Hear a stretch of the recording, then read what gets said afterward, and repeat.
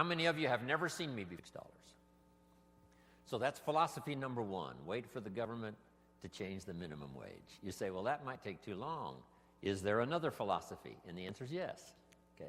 Here's the second philosophy. Wait for the company to pay you $6 an hour. Right? You get a review how often? Every 6 months, let's say. You missed it. You waited a year. Maybe you didn't make it then. You say, wow, no telling how long. If you've got 1,000 people with you, maybe you could force the company to change it from 5 to 6 if there were enough of you that said, we will not work, we demand $6, or we will not work. By yourself, not a good philosophy. Together with others, it could work. Right? Here's what we call this, the philosophy of demand. I demand more money. Alone, too risky. Together, maybe you could get some progress. So now we've covered 3 philosophies. Number 1, wait for the government. Number 2, wait for the company. Number 3, the philosophy of demand, which is a bit risky. Here's the problem with the philosophy of demand. You can't get rich. If people only understood, starting at the lower end of the economic scale, that you cannot get rich by demand. Okay. Now someone says, well, in America, how could you become wealthy? And the answer is to develop a new philosophy. And let me give you that. It might be the best I've got for the whole day. It's called the philosophy of performance. The philosophy of performance. I will perform so well, it would be embarrassing for the company not to pay me $6. Then I would perform so well, it would be embarrassing for the company not to pay me $8 an hour, $10 an hour, $20 an hour. So now we've got several philosophies going, and if you want to change your economic future, it starts with your personal philosophy. Okay. Now, here's what's interesting in America. I'm sure all of us can think of someone who makes $5 an hour getting started. Can anybody in the audience think of someone who makes $50 an hour? Do you happen to know anyone that makes $50 an hour? Anybody know somebody that makes about that much money? So jot this down now, because you've got to teach it to the children, because they're not teaching this in the ordinary schools. It's possible in America to multiply your income by 10. If you take nothing else home economically to pass on to your children or to someone else, just take that phrase home. Jim Rohn taught us it's possible in America to multiply your income by 10. It's possible. If kids knew it was possible, do you think they would ask, how can you do that? If they knew it was possible, wouldn't the next question would be, how could I do it? If it's possible, how can I do it? Now you just teach them how to do it. How to multiply your income by 10. Now jot this down. A good economic question. Once you've multiplied your income by 10, is it possible to multiply it by 10 again? Not only to multiply it by 10, but to multiply your income by 10 again. Do you know anybody that makes $500 an hour? Can you think of someone? Makes $500 an hour? Right. My Beverly Hills lawyer makes more than $500 an hour.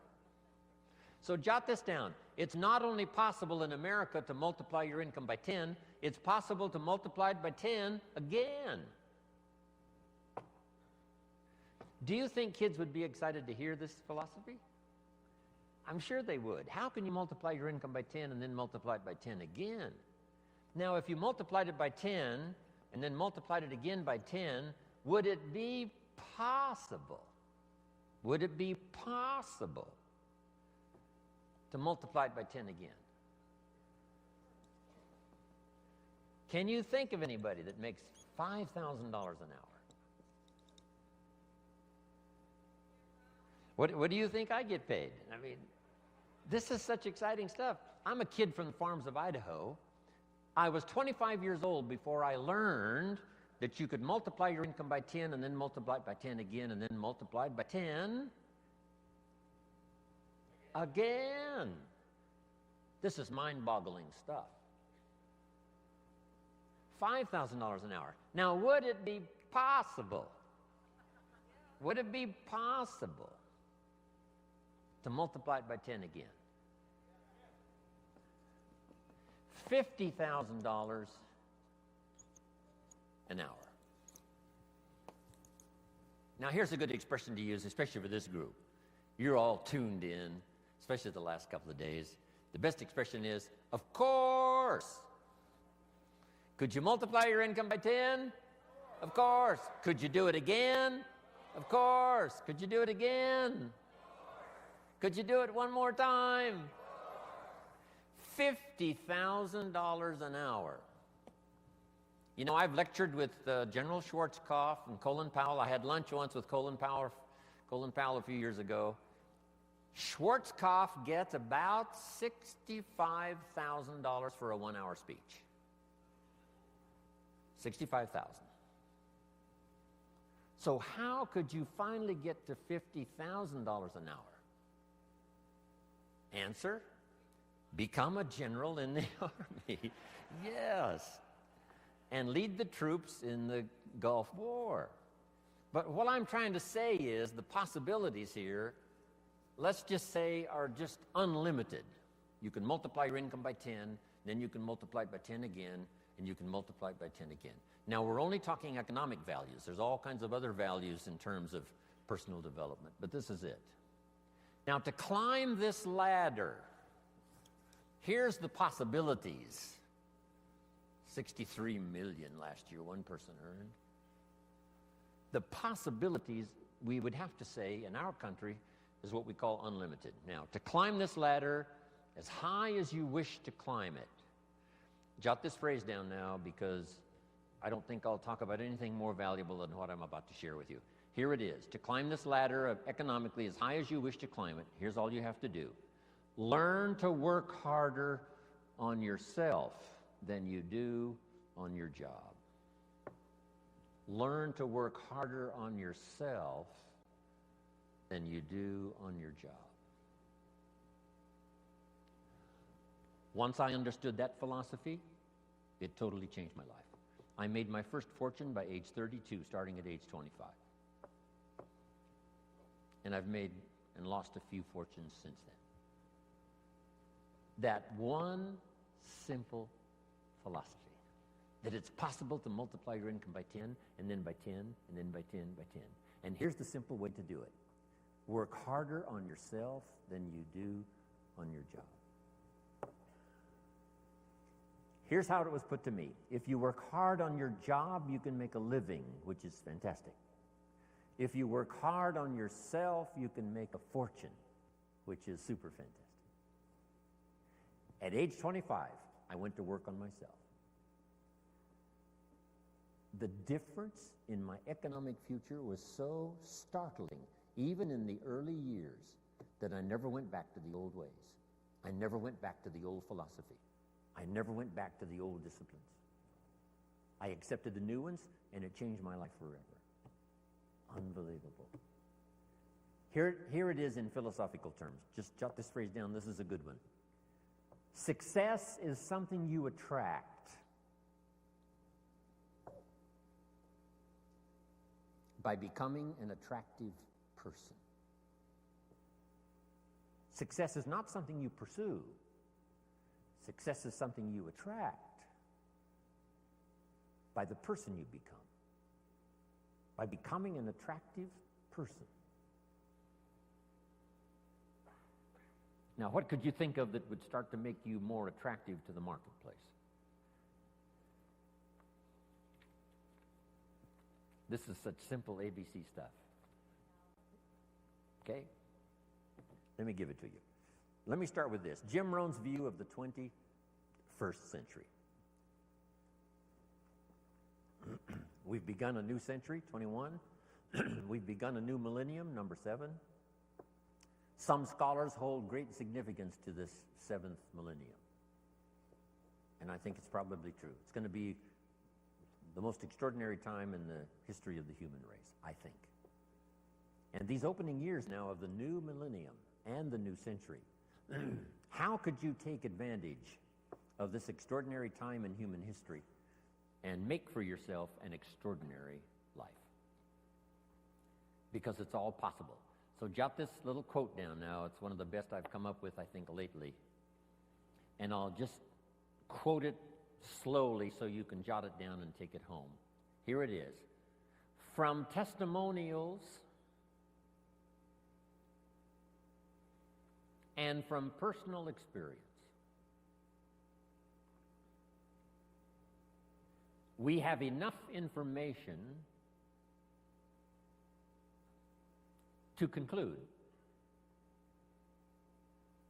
that it's possible to design and build and live an extraordinary life. From testimonials and from personal experience, we have enough information to conclude that it's possible to design and build and live an extraordinary life. I'd like to have you think about that, not just here, but even after you've gone back home. Think about it at least often enough to say, I think that's true. From testimonials and from personal experience, we have enough information to conclude that it's possible, it's not a guarantee, but it's possible to design and build and live an extraordinary life. Now, if you believe that and accept it, you just simply use that as a foundation, as the fundamentals. So now jot this down. Jim Rohn's view of the 21st century. Number one, unprecedented opportunity. Unprecedented opportunity. These are probably going to be the most extraordinary times in the history of the human race, 6,000 years of recorded history. We got through the last millennium. We especially got through the last century, a bloody century, the 20th century. Hopefully those major wars of devastation and destruction are behind us. World War II claimed 50 million lives. 19 million of them were Russian. The devastation of the 20th century was unparalleled and unprecedented. The savagery was unbelievable. The Holocaust was insanity of the most unbelievable kind. Hopefully that is in the century past. And that we have a new chance in a new century to build a new world and a new country and a new future. With all of the challenges. With Saddam Hussein, with the terrorists, and all the rest. Once the walls came down, about 12, 13 years ago, and I was just in Berlin the other day lecturing and had a chance to go to the Brandenburg Gate, Checkpoint Charlie, see part of the old Berlin Wall. Once those walls came down 13 years ago, the world now has forever changed. Because here's how the history of the human race reads. Opportunity mixed with difficulty. Sometimes more difficulty than opportunity. The history of the human race reads tyranny and liberty. Sometimes more tyranny than liberty. But now the world has totally changed. Since communism is on the run, the dictators, most of them are all gone. When I used to lecture years ago in South America, every country had a dictator. Now they're all gone. Castro and a few are left, but that's it. And they will soon all be gone. Within a short little period of the rest of our lifetime, all the dictators will be gone. A new wave of economic uniqueness, capitalism, free enterprise, liberty, freedom, democracy is absolutely sweeping the world. So for a long, dark time, there was more tyranny than liberty. Here's what is unique about this new Century 21, more liberty than tyranny. More freedom than oppression. This is an unprecedented time.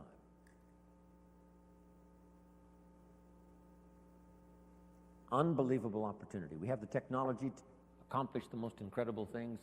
We pick up a telephone now and talk to somebody on the other side of the world with ease. It's incredible. We fly, we've got transportation. I get on an airplane, 13 hours later I'm in Hong Kong. 5 meals, 3 movies, and you're there. I mean, it's unbelievable. I leave at 7:30 this evening to fly all night to Orlando to speak to another group tomorrow in Orlando. It's amazing. With the jets, you can cover the world. I fly the Concorde, 3 hours London, New York. If you fly the Concorde, you can see 2 sunsets in one day. If you're in London when the sun goes down, you fly the Concorde to New York, you watch the sun go down for the second time. I told the group at our little breakfast meeting this morning, if you fly the Concorde due west, the sun comes up in the west. If you haven't tried that, you must try it. On the Concorde, you meet unique people. I met Henry Kissinger on the Concorde. Henry said, I had breakfast in Paris, I'm having lunch here in London, I'm having dinner tonight in New York. If you fly the Concorde. Before his accident, I met Christopher Reeves a couple of times on the Concorde. Said to my business partner, we're going to be okay, Superman's on this plane.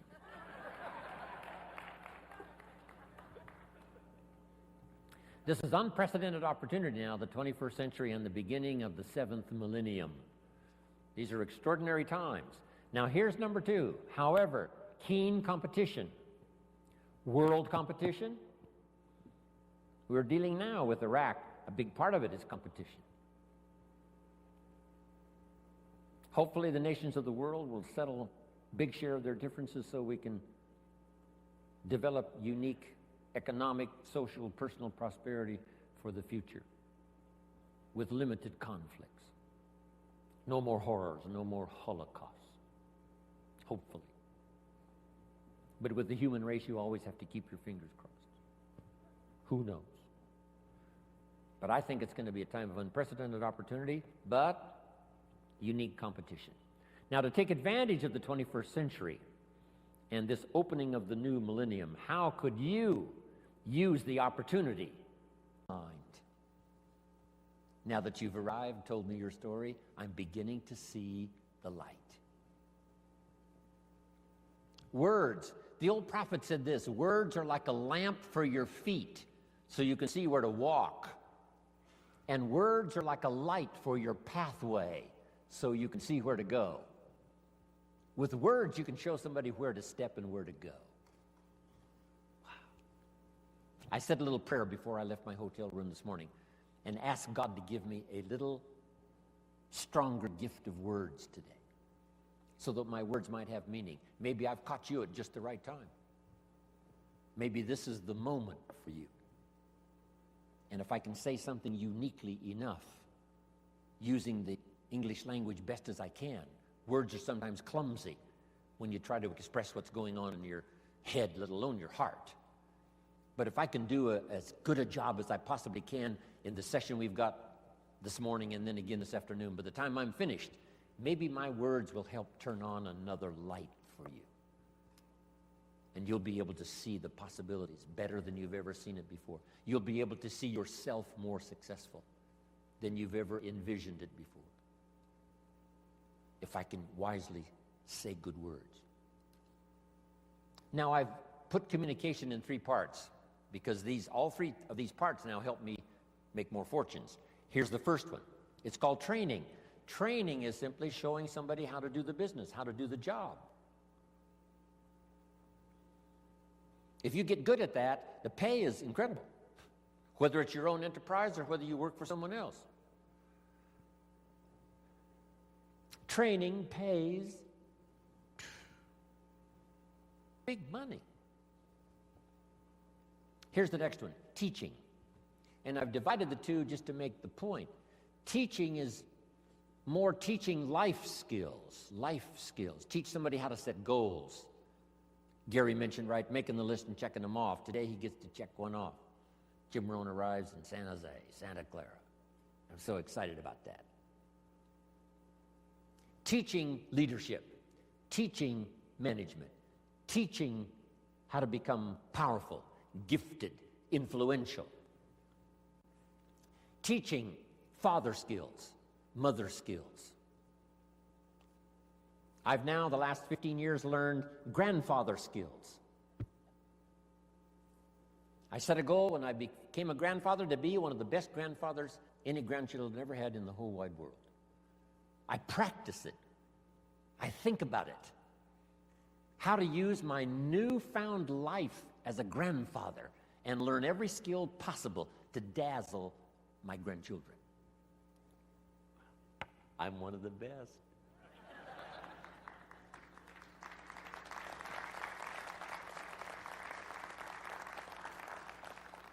So teach people how to be good fathers, good grandfathers, good mothers, good leaders in the community. Teach a minister how to teach. Teach a minister how to use the gift of language to persuade. Okay. So communication is part of its training, part of its teaching. Here's the best part. No, here's number 3 in the gift of language, and that's learning how to inspire. Inspire simply means a few simple things. Here's number 1. Help people to see themselves better than they are. Yes, sometimes we have to help people see themselves as they are. If they've made mistakes, maybe that needs to be pointed out. If a child has messed up, sometimes you've got to say, you've messed up. But don't leave them in the mess. Now transport them into the future with the gift of your language and inspire them with the person they can become by using the mistakes of the past to develop new disciplines for the future. A teacher I met when I was 25 years old had this unusual gift. He said, Mr. Rohn, if you keep learning as you're learning now, one of these days you'll walk into a room full of people and you'll hear someone say, there's the man. That's the man. That's the famous man. I thought, well, that could never happen for me. Sure enough, it did. He said, it will happen. And I think when I walked in here this morning, I heard someone say, that's him. That's the man. That's the famous man.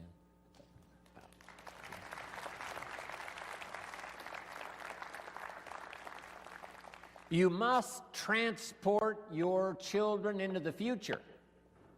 Yes, you have to take them back to review their mistakes, but don't leave them there. Now transport them into tomorrow. Transport your children into next week. Help them to see themselves 30 days from now, 90 days from now, 6 months from now.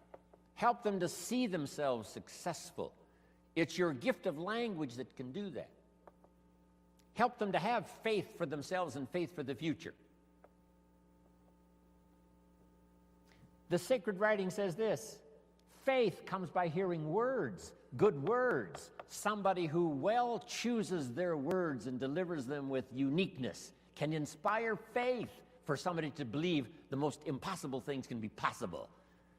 And that excitement of possibilities comes from hearing or reading unique words. One of the best phrases I could give you for the day, here it is: don't be lazy in language. Don't be lazy in language, because the gift of language can create a career. It can help somebody see the way into the future. It can help somebody change from who they are to who they would like to be. It will help you to see the gift of your own intellect. There's an innate vocabulary in all of us that helps us to see, helps us to translate what's going on in the world, what's happening, so that we can make good decisions instead of poor ones. We can make less mistakes this year than we made last year. One of the major things to pray for is to be gifted in language, because it can have such a dynamic effect on your children. It can have such a dynamic effect on your business. It can have such a dynamic effect on your customers.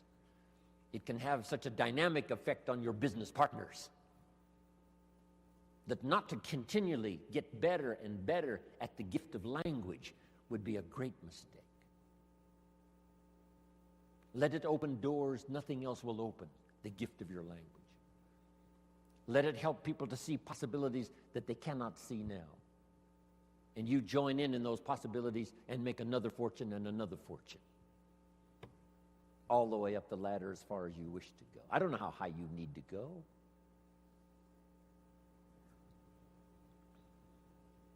What were the instructions given to the first couple after the garden experience, Adam and Eve, according to the storyteller?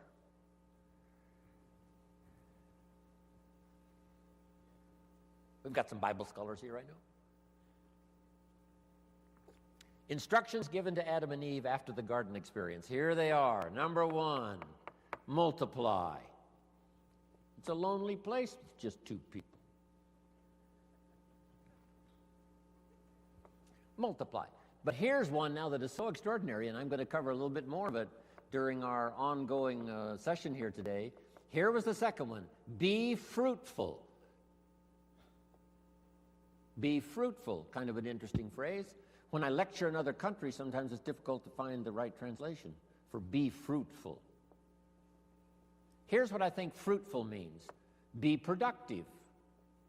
The example might be a tree, a fruit tree. Plant a fruit tree. Now, why do that? It's very simple. Teach it to your children. Number 1, to survive. The first instinct is to survive. So be productive enough to survive.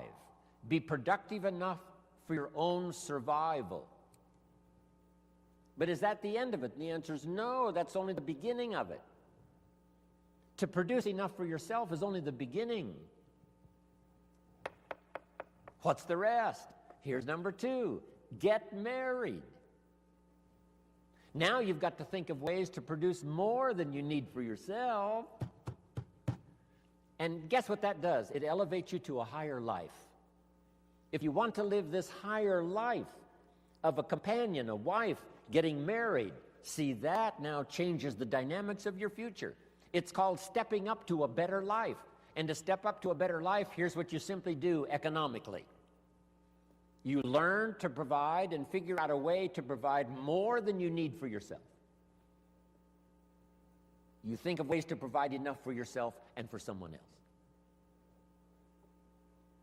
Why think of someone else? Why not just think of yourself? Because that's a very limited way to live, just thinking of your own survival. If you want to live a more flourishing, unique life, you must think now of someone else. So now the man says, I must produce enough for myself and for my wife. Is that the end of the life experience? No. Now have children. Take a risk. Having a child is like a throw of the genetic dice. Who knows what's coming?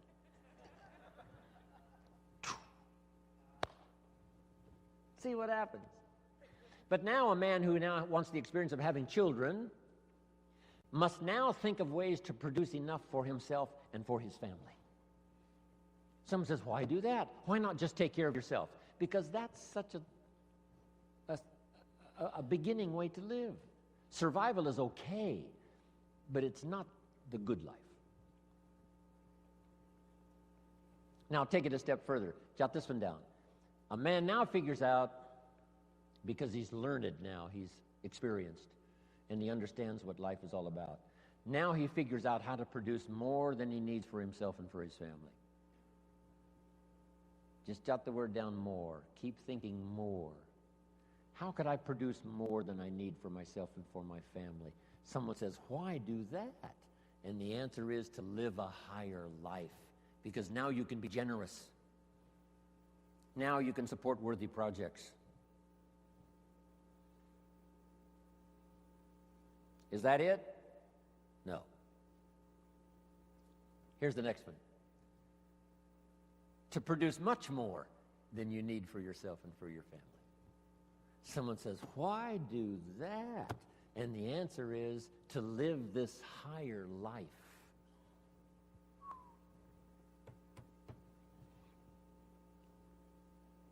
What if you earned $10 million one year and you and your family only needed $3 million?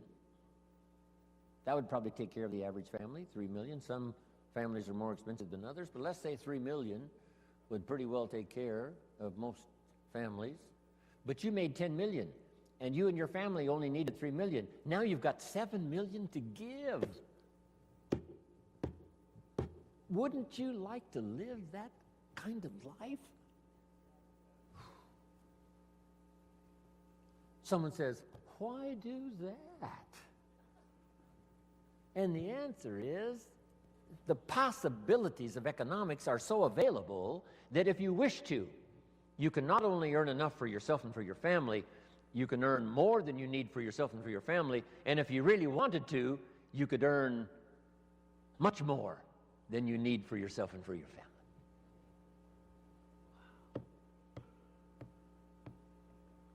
Is that it? Let's take it one step further. Just jot this phrase down. Figure out a way to earn far more than you need for yourself and for your family.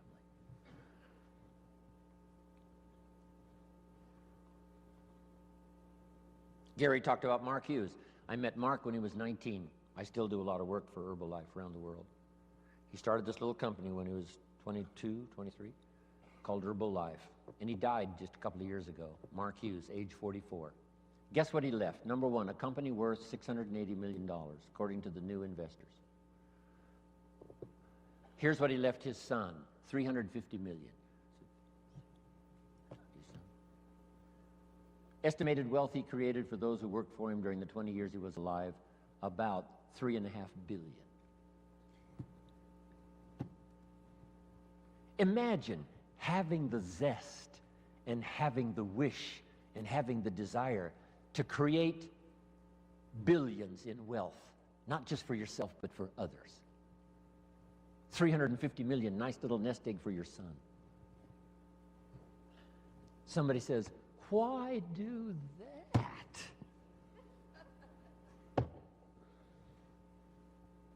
Can you think of the best answer ever? Jot this phrase down. Why not? Right? What else are you going to do? Just hang in there until the bitter end? No. Why not see how far up this economic ladder you can possibly go to see if you can't live an extraordinary life? Not just an ordinary life. That's okay. Survival, that's okay. You and your family, that's okay. But if you could think larger than that, so that you really go to work on seeing who you could become in terms of influence, in terms of productivity, in terms of living the little phrase I give you called an extraordinary life.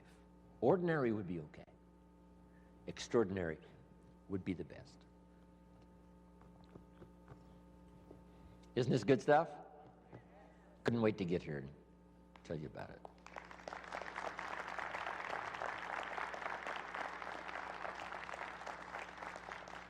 I could hardly wait to hear what I've got to say today.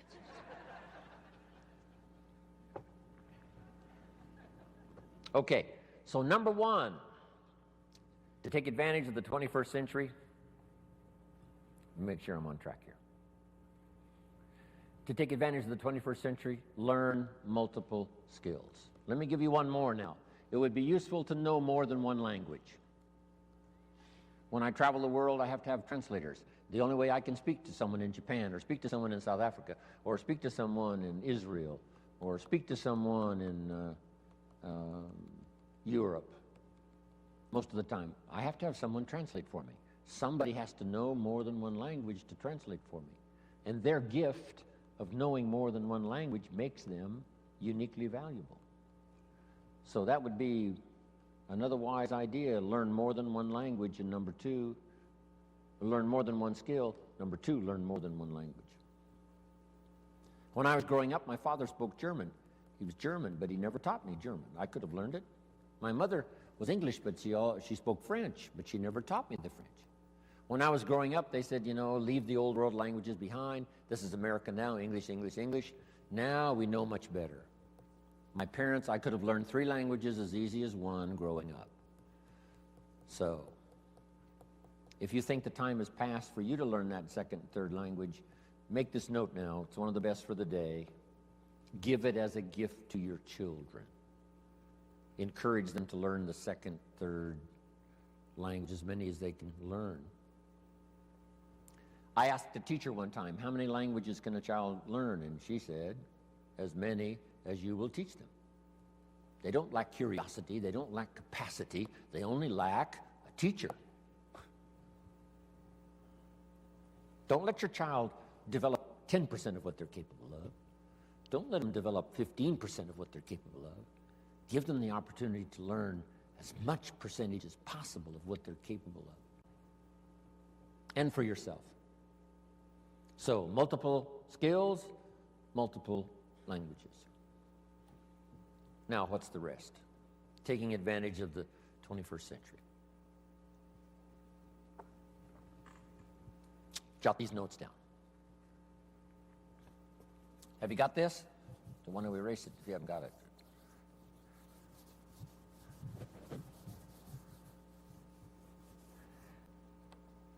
I've got 5 key things to talk about during my presentation for the day. 5 good basic ideas. These are called basics, fundamentals. And it's interesting that I only have 5. How many fundamentals are there to anything? Here's a good phrase, just a few, meaning anybody can learn them. There's just a few fundamentals to being healthy. If someone says, I'm going to teach you the 50 fundamentals to good health, you say, well, that doesn't make sense. There's not 50 fundamentals to have good health. There's just a few. 6, 7, 8, that's about it. If you want to learn to play basketball, you got to learn the fundamentals. How many fundamentals are there to the game of basketball? Just a few. 5, 6, if you become extremely gifted, maybe 7, 8, that's it. That's it. Now here's what's interesting also about fundamentals and basics. There's no new ones. I mean, this stuff's been around for a long time. So beware of someone who says we've got new truths. Say, no, truth is old. It can be, more of it can be discovered, but there's no new truth. If someone says, I'm manufacturing antiques, wouldn't you be a little suspicious? Say, no.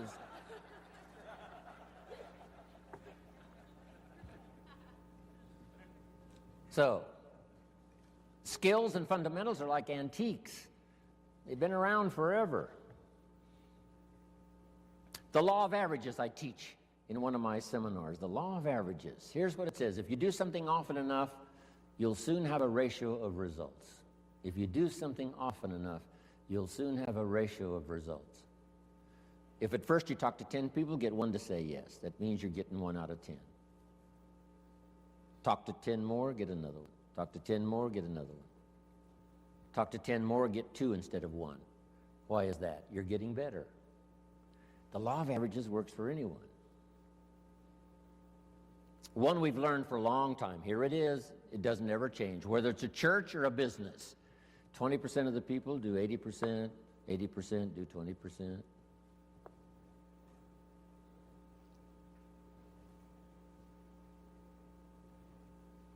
So here's what I learned in time management. You can spend 80% of your time with the 20%, not the 80%. You spend 20% of your time with the 80%, 80% of your time with the 20%. You just have to learn. And these fundamentals now have been around for a long, long time. The 80-20 rule.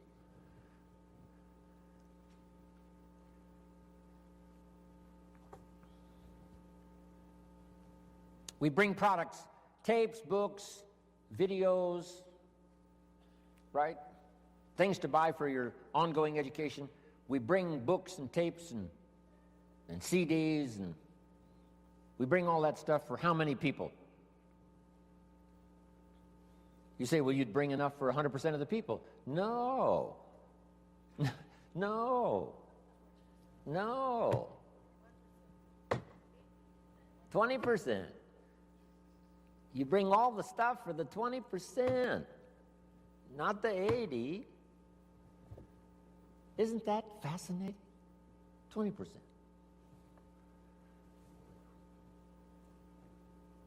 It's fascinating, people's different reaction to the same presentation. Someone walks out of my seminar and says, wow, I'm going to go change my life. Someone else walks out and says, oh, I've heard all this stuff before. Same seminar.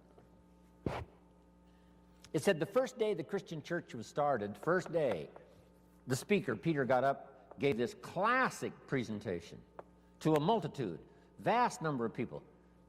And what was interesting was when he finished, the reaction to his presentation. It said some of the, I think there were thousands. It said some of them laughed at him. And I thought, why would they laugh? He seemed sincere to me. And it said some of them mocked him. And I thought, why would they do that? And I found out they're the mockers. That's what they're supposed to do. And the laughers are supposed to laugh. It said some that heard this magnificent presentation didn't know what was going on. And they're easy to spot. They're usually saying, what's going on, right? I mean, they don't know what's happening. But then it says this, some that heard believed. And the number that believed was about 3,000.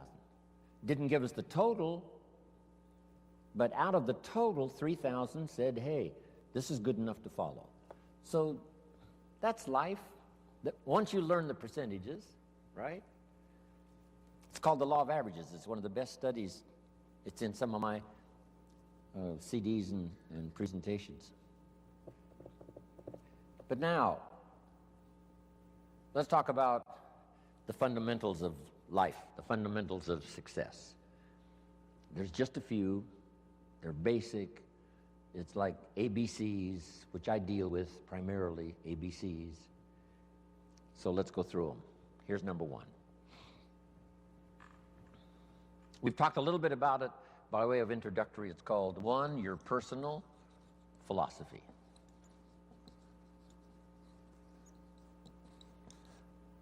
Philosophy is a big subject.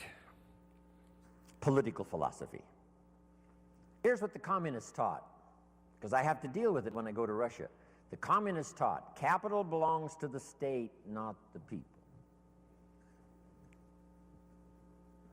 We've taught all these years what? Capital belongs to the people, not the state.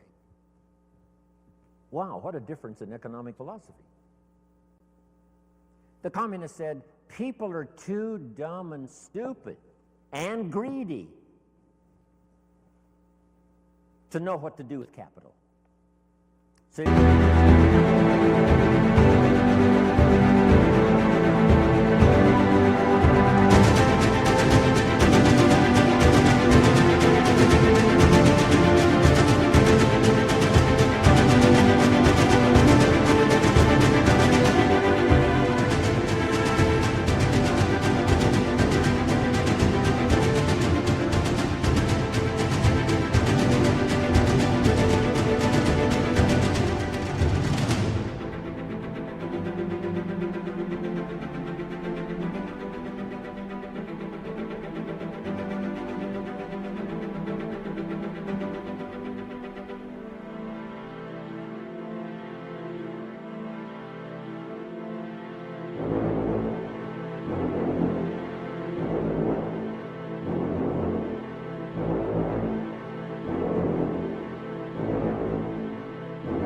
got to take capital away from all the dumb, stupid, greedy people and give all the capital to the all-wise, all-knowing state. And let the state run everything and let the dumb, stupid people show up for their work assignment. That was the philosophy of communism. They devastated every country they touched with that philosophy. I was just in East Germany. Guess what it's taking just to clean up East Germany after the communists left? $1 trillion. They've spent $500 billion already, and they got another $500 billion to go, just to clean up one country devastated by such a philosophy. Capital belongs to the state, not the people. Wow. The consequences of philosophy are unbelievably either on the good side or on the bad side. Now, personal philosophy.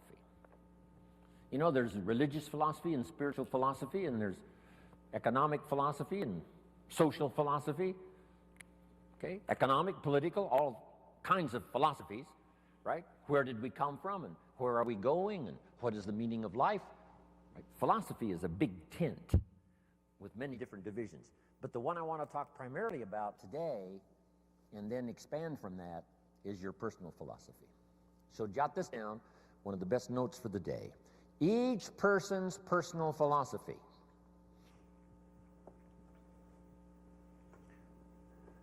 is the greatest determining factor in how your life works out. Each person's personal philosophy is the greatest determining factor in how your life works out. Your economic life, your personal life, your social life, your spiritual life, all starts with the conclusions you've made in your personal philosophy. We gave the example earlier on economics. There's 3 or 4 different philosophies to choose from in your economic future. Now make this note. Personal philosophy is like a guidance system. A guidance system. And it has to start early. When a child goes to school, they've got to have a pretty good guidance system working. And this guidance system does just 2 things primarily. Here's number 1. This guidance system helps you to see the dangers over here and try to minimize those or eliminate some of those. That's one of the first orders of human existence, is to learn early where the dangers are so they don't swallow you up, don't devastate you economically, socially, personally, or lose your life. Kids have to get this guidance system working early to spot the signals of the dangers that could wreck their chances to live a good life. Now, this guidance system also helps you to see over here the opportunities so that you could maximize those. So if you learn to minimize the dangers, maximize the opportunities within this working environment now, we call this working things out to live a good life. But you can't possibly live much of a good life if you don't keep learning where the dangers are so you can avoid those, and learn where the opportunities are so that you can maximize those. That's about as simple as I can put working on your personal philosophy.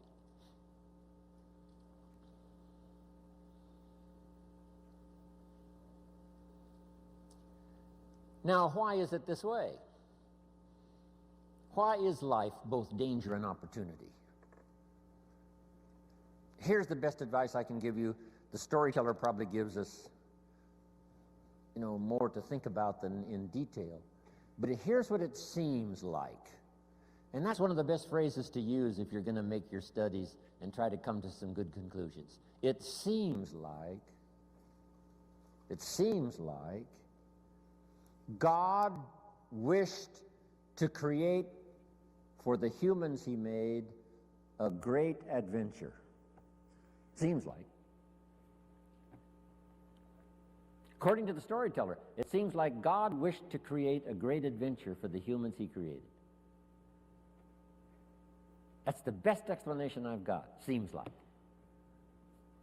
And it seems like God's always wanted some kind of adventure. It said when he was alone in heaven, according to the storyteller, he created all these angels. That must have been fun. Doesn't say how long it took. Doesn't say how many. But evidently, he sought adventure. Part of the adventure, I guess, in those early times before the creation, was in heaven with the angels he created. Now then, he also creates an angel that's the best and the brightest of the angels, called Lucifer. And so begins, according to the storyteller, one of the great adventures of all time. And along the way, the idea occurred to Lucifer that he could take over God's place, become God in his place. And he persuaded, according to the storyteller, he persuaded a third of the angels to go with him on this insurrection. So begins an unbelievable adventure. Seems like that's what God wishes, some great adventure.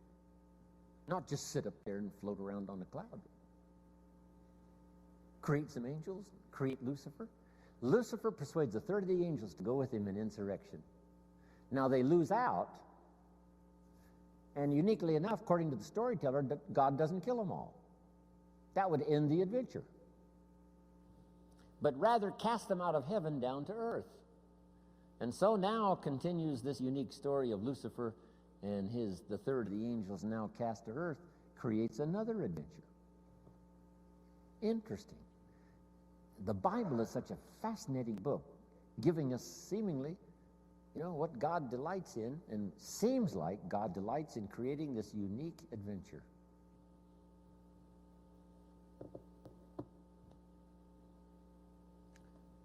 One of the ancient stories says God and Satan were talking things over one day. I thought, well, that doesn't seem possible. But the storyteller says they're looking down on the earth and they're talking things over. I thought, wow, that's remarkable.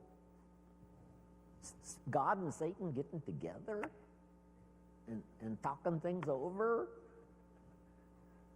Now, the storyteller doesn't give us many details, so we've got to use our imagination. And on this particular occasion, God got to bragging on one of his favorite creation, his favorite persons, called Job. He said, Job and I have got this great friendship going.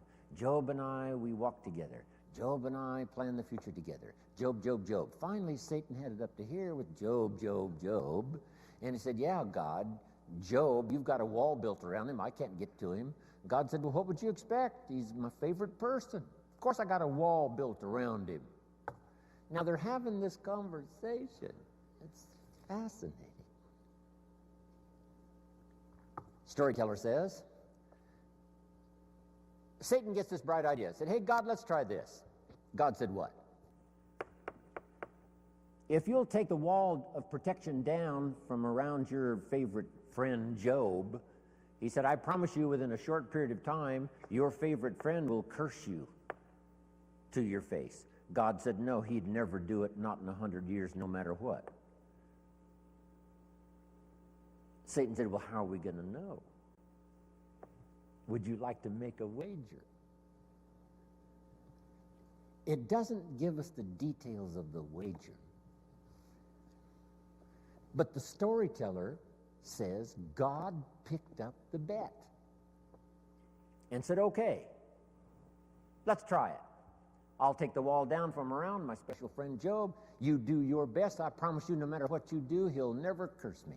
Satan said, the bet is on. According to the terms of the wager, God did take the wall down from around his special friend Job, and Satan then does one of his all-time famous numbers. According to the storyteller, first, Satan took his wealth, stripped him of his wealth.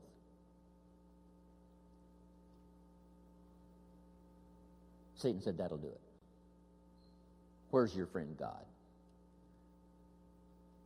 He didn't curse God. Satan said, well, number two, took his health. Blow number two. Surely now he'll curse his friend God. No. Blow number three, and the worst, took his family. His health, his wealth, and his family. Gone. Satan said to God, here's where he does it. And sure enough, Job's wife comes along and says, Job, looks like your friend God has long forsaken you. You might as well curse him and die. And Satan said, here's where he does it. And God says, well, he hasn't talked yet. And while they both listen, Job says, never would I curse my friend God no matter what happens. God said, I knew it. I knew it. And picked up the bet, whatever it was, doesn't tell it. Isn't that a fascinating story? Now, I say all of that to illustrate this. It seems like God delights in great adventure. And the only way to have great adventure, it seems like, is to have both danger and opportunity, and us with the possibility of figuring it out. Jot this down. Now, it's a nice little list. On one from other people is to just pick up the signals. Part of it is by sight. Here's a good watchword for the 21st century. Pay attention. No use falling into the same trap somebody else fell into. No use living a mediocre life like somebody else has chosen. Take a look and say, is that what you really would like? Say, no. Here's somebody that never read the books, never made the changes. There was a class and they didn't take it, a skill and they never learned it, a discipline and they never tried it. And they blame the government and blame taxes and blame society and they blame circumstances and all the rest. They don't know. And the key is, watch carefully. Don't you fall into that same trap. That's how we learn from what we see. Here's next.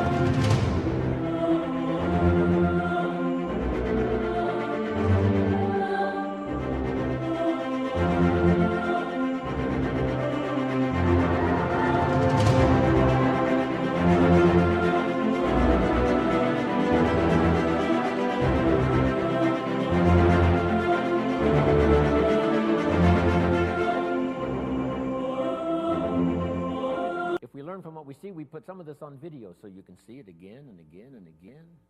Next, you learn from what you hear. We put it on CDs so you can hear it and hear it, hear it. We don't ask you to come to just one seminar. We ask you to come and listen again, listen again. Here's what the early Christians were taught. Don't neglect the assembly. When we call an assembly, do your best to be there. Because you never know which of these assemblies is going to change your life forever. You'll never be the same again.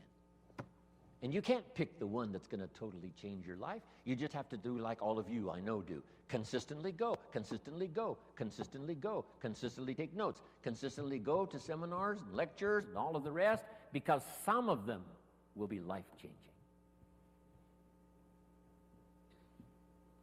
Maybe this one will be for some of you. The time is right. The words are right, the ideas are right, the moment is here. We don't know. We just come as many times as we can, be affected by as much language as we can, and see what that'll do for our sight and our ambition, our willingness to develop skills, be a leader, influential. Here's the next one. Be a selective listener. Don't just load up on stuff that isn't going to count. We all need a little humor, but not that much. Life is a pretty sober place. It's life or death. It's success or failure. It's flourishing or mediocrity. This is a serious matter. So, make sure that what you listen to gives you the full range, a good diet of things to listen to. The positive, yes, but the negative also. We need to hear it from both sides. Okay. Years ago, I saw an advertisement once on Roseanne. Tune into Roseanne, white chicks talking trash. I thought, oh, America needs more of that. Now, you don't need much of that. White chicks talking trash.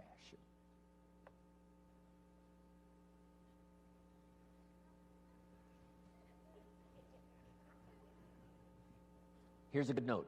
This is a good one. My teacher taught me when I was 25, stand guard at the door of your mind.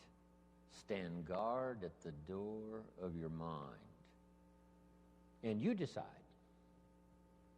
what to listen to, what not to listen to, how much time to give to what.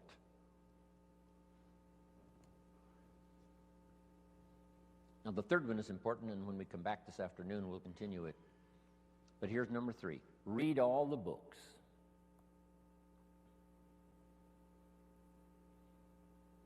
Now, there's millions of books, so you can't read all the books. But here's what I mean by read all the books. Read all the books you need to read to make your fortune, become powerful, influential, healthy, prosperous, aware, bright, helpful, partnership, father, mother, grandparent. Read all the books you need for your life to flourish and become the best it can possibly be during the course of your lifetime. Read all of those books. Don't be short on that list. My library certainly won't do it. I've only written 4 or 5 books. I'm working now on my 5th, I think it's my 5th book. It's going to be for teenagers and college kids. And I think the title is going to be, Of Course Kids Should Pay Taxes. Of course. It's going to be an interesting book on capitalism, because I teach capitalism now in Russia in very simple form. I might give you a couple of notes on that when we return. I teach kids how to have 2 bicycles, one to ride and one to rent. I mean, it doesn't take long to get into business and make a profit. Here's what changed my life and helped me make my first fortune. Jot this down. The philosophy that helped me make my first fortune. Profits are better than wages.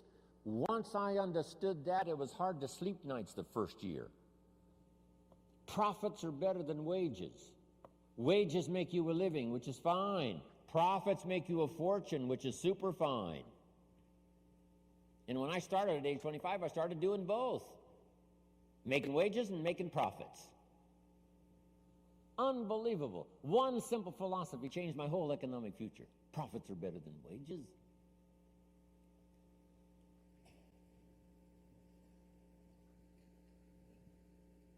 Read all the books necessary. Now, I'm going to give you some that started my library. I've got one of the best. If you saw it, you'd be impressed. Haven't read everything in my library, but I feel smarter just walking in it. Right. Okay, Gary, where are you?